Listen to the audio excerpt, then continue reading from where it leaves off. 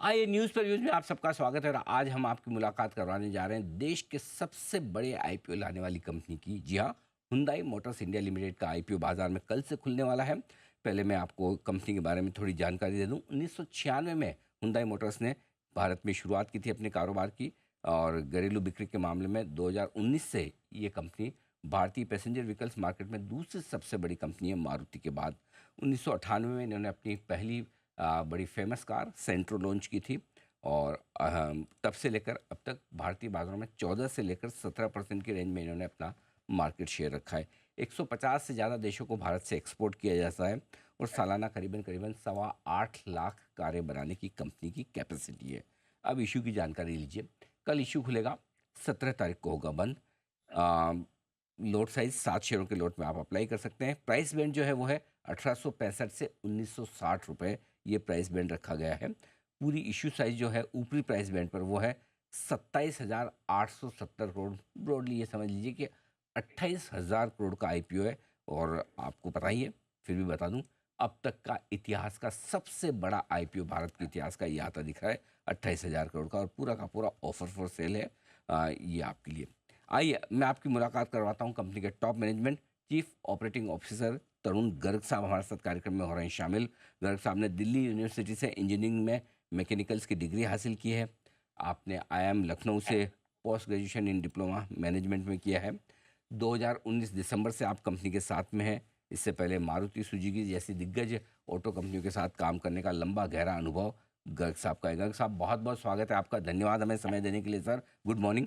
सबसे पहले तो आपको बधाई, कॉम्प्लीमेंट्स। हिंदुस्तान के इतिहास का सबसे बड़ा आईपीओ आप लेकर आ रहे हैं। कल से आपका आईपीओ खुलने वाला है, उसके लिए शुभकामनाएं भी। सर ये बताएं कि इतना बड़ा आईपीओ लाना वाकई में सोचना और उसे इम्प्लीमेंट करना एक बड़े विजन का काम है। इसके पीछे क्या थॉट प्रोसेस है हुंडई मोटर्स की, बताएं सर। धन्यवाद अनिल जी, पहले तो मुझे यहाँ बुलाने के लिए। यस, आपने ठीक कहा। देखिए, भारत जो है विश्व की 5वीं सबसे बड़ी अर्थव्यवस्था है और ऑटो मार्केट बहुत ही एक्साइटिंग है। अगर हम हुंडई की बात करें तो पिछले 26 सालों से हम यहाँ दूसरी सबसे बड़ी auto company passenger vehicle space में बन के उभरे हैं। बहुत हमें प्यार मिला है यहाँ पर। तो हमारा मानना है कि अब वक्त आ गया है कि अपना जो एक और बड़ा कदम लिया जाए और अपने ऑपरेशंस को और ज्यादा इंडियनाइज किया जाए। उद्देश्य ये है कि हम सबसे भरोसेमंद ब्रांड बने इंडिया का, और जो निवेशक हैं हमारे भारतीय निवेशक और ग्लोबल निवेशक, उनको भी अपनी ग्रोथ स्टोरी का पार्ट बनाएं। तो आई थिंक यही एक उद्देश्य के साथ हम ये जो है अपना ओएफएस ला रहे हैं। और जहां तक बात ओएफएस की है, तो अगर आप हमारी हिस्ट्री देखते हैं तो हमने हमेशा ही कैश कन्वर्जन हमारा बहुत अच्छा रहा है, फाइनेंशियल बहुत अच्छा रहा है, और हमारे जो इंटरनल एक्रूवल हैं उनसे हमारा मानना है कि हम जो अपने केपेक्स रिक्वायरमेंट हैं उसे पूरा कर पाएंगे। और इसी वजह से हम ये ओएफएस लेके आ रहे हैं। सर इसमें तो कोई डाउट ही नहीं कि आपकी ब्रांड घर घर में फेमस है, परिचित है और लोग बड़ा भरोसा करते हैं। सेंट्रो से लेकर i10, i20, क्रेटा वगैरह सारी की सारी आपकी कारें बड़ी सुपर हिट रही है। और आपने कहा भी कि घरेलू निवेशकों को ज़्यादा से ज़्यादा फायदा मिले, लेकिन मेरे जैसे निवेशक ये भी सोचते हैं कि सर थोड़ा पहले ले आते आईपीओ तो अच्छा होता है, क्योंकि अब तो आपकी कंपनी इतनी बड़ी हो चुकी है। क्या वो फर्स्ट मूवर एडवांटेज इन्वेस्टर को जो कभी मारुति ने दिया था, आज से आपके पहले मारुति का ही आईपीओ आया था 20 साल पहले शायद, तो क्या वो कहीं न कहीं एक मिसिंग फैक्टर दिखता है इन्वेस्टर्स को, उसके बारे में क्या कहेंगे आप?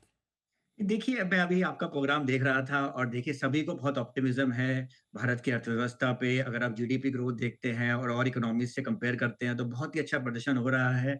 और सभी का मानना है कि हाँ, इंडिया में बहुत ग्रोथ अपॉर्चुनिटी है। तो मैं ये मानता हूँ कि अगर हुंडई की बात करें, अब जबकि हमारी नई कैपेसिटी एक्सपेंशन आ रहा है लगभग 2.5 लाख का, जिससे कि लगभग 30% से हमारी कैपेसिटी एक्सपैंड हो जाएगी। ईवी स्पेस में हम बहुत ही एग्रेसिव अप्रोच के साथ उतर रहे हैं। क्रेटा जो कि हमारा एक बहुत ही ब्लॉकबस्टर मॉडल है, क्रेटा ईवी फाइनेंशियल 25 के क्वार्टर 4 में आ रही है। उसके बाद 3 और ईवी मॉडल आ रहे हैं। तो हमारा मानना है कि ग्रोथ स्टोरी जो है एक दूसरा फेज हुंडई का शुरू हो रहा है और बहुत ही उपयुक्त समय है इन्वेस्टर्स के लिए भी, और ऑफ कोर्स हमारी ग्रोथ स्टोरी के लिए। बिल्कुल, आपकी ग्रोथ स्टोरी मजबूत है और अगले 10 साल में आप जो 32,000 करोड़ का कैपेक्स करने वाले हैं गर्ग साहब, क्या उसके लिए फिर पैसे की ज़रूरत नहीं पड़ेगी? क्योंकि आपका पूरा का पूरा ऑफर फॉर सेल है, कंपनी में पैसा नहीं जा रहा है, आपके प्रमोटर्स ले रहे हैं। तो ये 32,000 करोड़ का कैपेक्स आप अपने ही इंटरनल अक्रूवल से कर लेंगे? नहीं, नहीं, बिल्कुल, अगर आप देखेंगे जैसे मैंने आपसे बताया कि हमारा कैश कन्वर्जन का हिस्ट्री जो है बहुत ही अच्छा है और हमारा ये मानना है कि ये हम अपने जो कैश जनरेट करते रहेंगे, उसी से ही ये हम अगले 8-10 साल में जो हमने 32,000 करोड़ का कैपेक्स प्लान बनाया है, उससे हम ये पूरा कर पाएँगे। देखिए एक और ग्रुप कंपनी है उसके भी प्रोडक्ट्स उनकी भी कारें बड़ी सुपरहिट हो रही है भारतीय बाजारों में अब रोड पर आपको देखने को मिलती है तो लोगों को ये लगता है कि भाई क्यों नहीं दोनों को मर्ज करके एक आईपीओ लाया जाता है क्योंकि अब और एक तरह से किया और हुंडई दोनों कॉम्पीट कर रही है भारतीय बाजारों में क्या कहना है इस पर आपका नहीं देखिए, अगर आप देखते हैं पूरे विश्व में भी देखते हैं, चाहे वो कोरिया है या यूएस है, यूरोप है, हमेशा ही दोनों कंपनियाँ बहुत अच्छी तरह से कम्पीट करती रही हैं, तो इसमें कोई नई बात नहीं है। अगर आप भारत की बात करें तो लगभग 5 साल से बहुत अच्छा कॉम्पिटिशन हो रहा है। इनफैक्ट अगर आप हुंडई की बात करें तो पिछले 26 सालों से कॉम्पिटिशन हमेशा रहा है भारत में और हमने बहुत अच्छा कम्पीट किया है और इतने कॉम्पिटिशन के बावजूद भी सेकंड बिगेस्ट कंपनी हम हमेशा कंसिस्टेंटली रहे हैं। तो हमारा ये मानना है कि जो हमारा प्रोडक्ट रेंज है, जिस तरह का हमारा नेटवर्क है, जो कि ना सिर्फ शहरों में बल्कि ग्रामीण क्षेत्रों में भी बहुत ही शानदार नेटवर्क है। पूरी रेंज हमारे पास है, आज आप देखिए लगभग 68% हमारा एसयूवी है, सेडान है हमारे पास, हैचेस हैं, पावर ट्रेन देखते हैं तो सीएनजी है, पेट्रोल है, डीज़ल है, इलेक्ट्रिक है। तो हमारा मानना है कि जिस तरह का हमारे मजबूत हमने नींव रखी है, वो हमें आगे भी अब अच्छा प्रदर्शन करने में मदद करती रहेगी और अच्छे कॉम्पिटिशन के साथ हम जो है दर्शकों को और चॉइसेस देते रहेंगे और सक्सेसफुली हम इम्प्लीमेंट भी करते रहेंगे जो अपनी स्ट्रैटेजीज़ हैं। है। अच्छा सर, जो भी विदेशी प्रमोटर वाली कंपनियां भारत में कारोबार करती है, चाहे वो आपकी ऑटो स्पेस की हो या फिर कहीं फार्मा स्पेस की या कोई और एफएमसीजी स्पेस में, हमेशा निवेशकों को एक डर ये रहता है कि कहीं ऐसा तो नहीं कि आगे चल के कहीं रॉयल्टी पेमेंट बढ़ा देंगे, रॉयल्टी फीस जो पेरेंट कंपनी चार्ज करती है इंडियन कंपनी से। इस बारे में ज़रा आप क्लेरिफाई करें कि आपकी क्या पॉलिसी रहेगी? क्या यही रॉयल्टी फीस, यही परसेंटेज रहने वाला है? अभी आप कितना चार्ज कर रहे हैं और आगे बढ़ेगा, नहीं बढ़ेगा, इसको लेकर क्या किस तरह से आप गाइडेंस देंगे?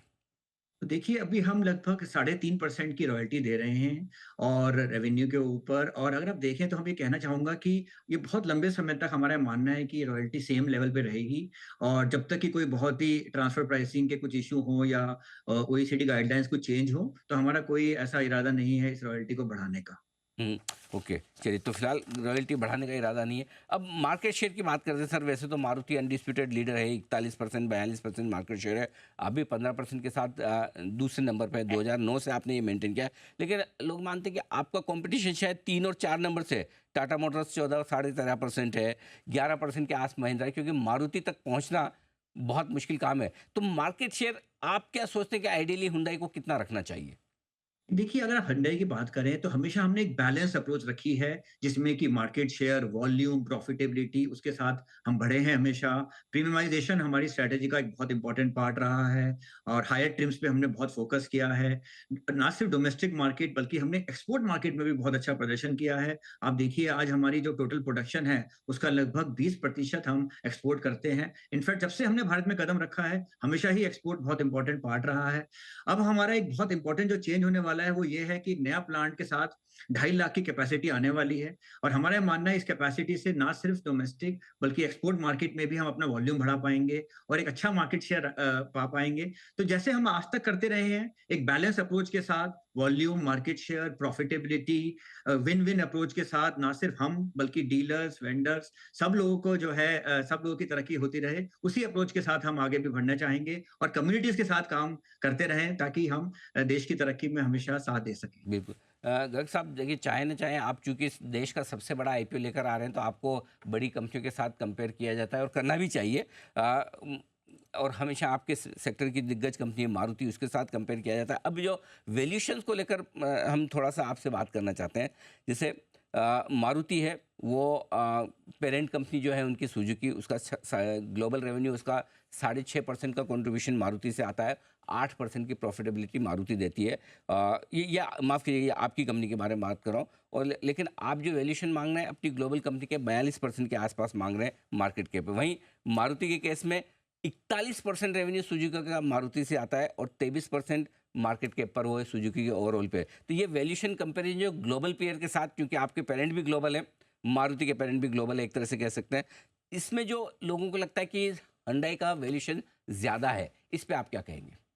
देखिए, वैल्यूएशन तो हालाँकि मैं इस पे ज़्यादा कमेंट नहीं करूँगा क्योंकि ये बैंकर्स के द्वारा जो भी हमें सजेशन दिया गया है, उसी के बेस पे किया गया है। लेकिन यहाँ मैं एक चीज़ बताना चाहूँगा कि आप हमारे रिज़ल्ट्स देखिए, हमारी प्रॉफ़िटेबिलिटी देखिए, अगर आप फाइनेंशियल ईयर 24 की बात करते हैं, तो लगभग 70,000 करोड़ के रेवेन्यू पे हमने 13% एबिटा मार्जिन प्राप्त किया है, जो कि आप ग्लोबल पीयर्स देखिए या अगर आप भारतीय पीयर्स भी देखते हैं, उसमें बहुत ही एक अच्छा प्रदर्शन है। और जैसे मैंने बताया आपको, हमारी कैपेसिटी एडिशन हो रहा है लगभग 30% का।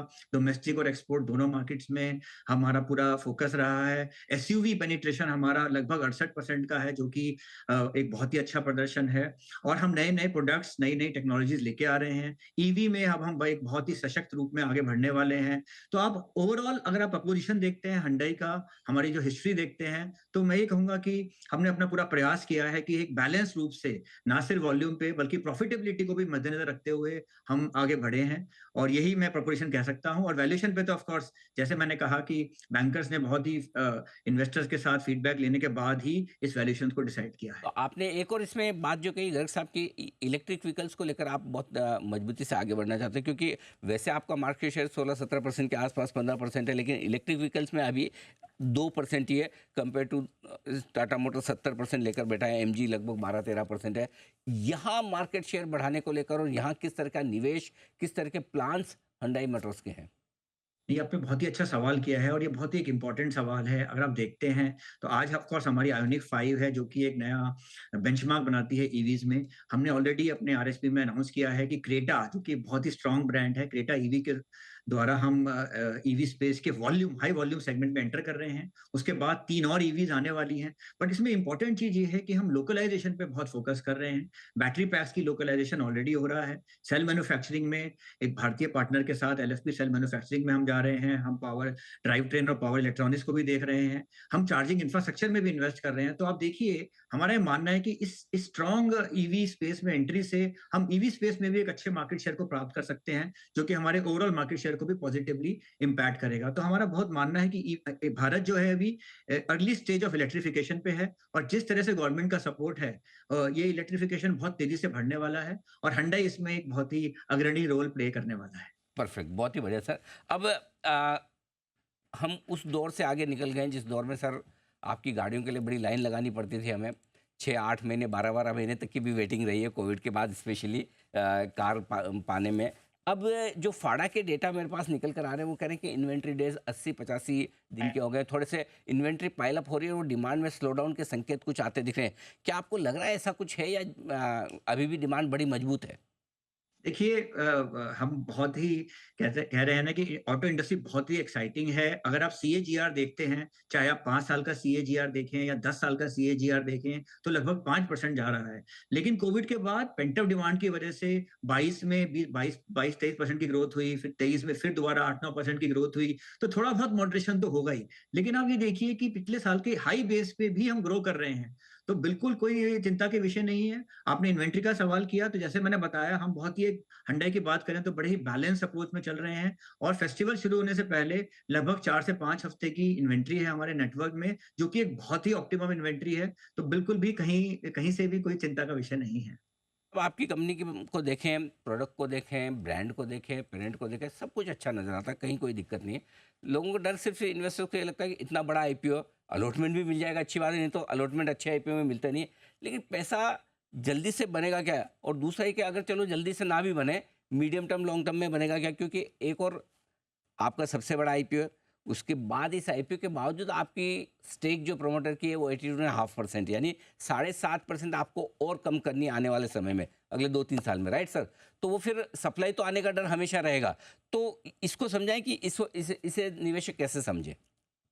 नहीं, देखिए, जैसे मैंने आपसे कहा कि वो हमारी कंपनी का पूरा प्रपोज़िशन जो है और हमारी कंपनी की जो पास्ट है, वो उसी को बहुत ही वो एक बहुत इम्पोर्टेंट है। देखिए, फ्यूचर गाइडेंस तो मैं नहीं दे सकता, लेकिन मैं यही कहूँगा कि जो कंपनी को आप अगर आप जज करते हैं, तो कंपनी के ब्रांड, कंपनी के प्रोडक्ट्स, कंपनी के फ्यूचर प्लान्स, कंपनी की फाइनेंशियल परफॉर्मेंस, कंपनी का मार्केट शेयर, कंपनी की जो वॉल्यूम ग्रोथ, कंपनी की जो हिस्ट्री है, उसको देख के आप कंपनी के बारे में अपनी जो है जाँच आप कर सकते हैं। और जहाँ तक ये प्रपोज़िशन है, तो जो भी लिस्टिंग के रूल हैं, जैसे अभी हम 17.5% कर रहे हैं, उसके बाद हमें मिनिमम 7.5% अगले 3 से 5 साल में करना होगा, तो उसे हम ऑफ कोर्स फ़ॉलो करेंगे। तो यही मैं आपको कहना चाहूँगा। ऑफ कोर्स इन्वेस्टर्स हमारे बहुत ही जागरूक हैं और वो अपनी कॉल खुद लेंगे।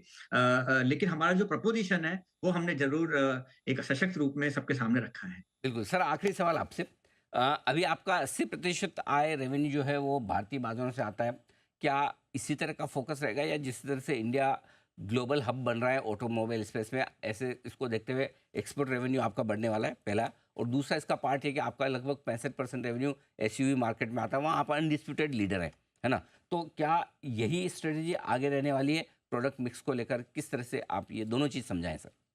देखिए, ये बहुत इम्पोर्टेंट है और जैसे मैंने आपसे कहा कि जब से हुंडई ने भारत में कदम रखा है, एक्सपोर्ट हमारा एक बहुत ही फ़ोकस एरिया रहा है और एक्सपोर्ट हमें एक प्रेशियस फ़ॉरेन एक्सचेंज भी देता है। ऑफ़ कोर्स एक अच्छा हेज भी है और भारत का जो हमारा प्लांट है, वो हमारी इमर्जिंग मार्केट्स के लिए एक हब है और हम 80 से ज़्यादा देशों में आज की डेट में भी एक्सपोर्ट कर रहे हैं। Middle east, Africa, central and south America, Asia, तो बहुत जगह हम एक्सपोर्ट कर रहे हैं। तो इसी तरह हम एक्सपोर्ट पे भी फ़ोकस करते रहेंगे। ऑफ कोर्स ये 80-20 का जो रेशो है, 80 डोमेस्टिक 20 एक्सपोर्ट, ये बहुत ही एक अच्छा और उपयुक्त रेशो है जैसे मैंने आपको बताया।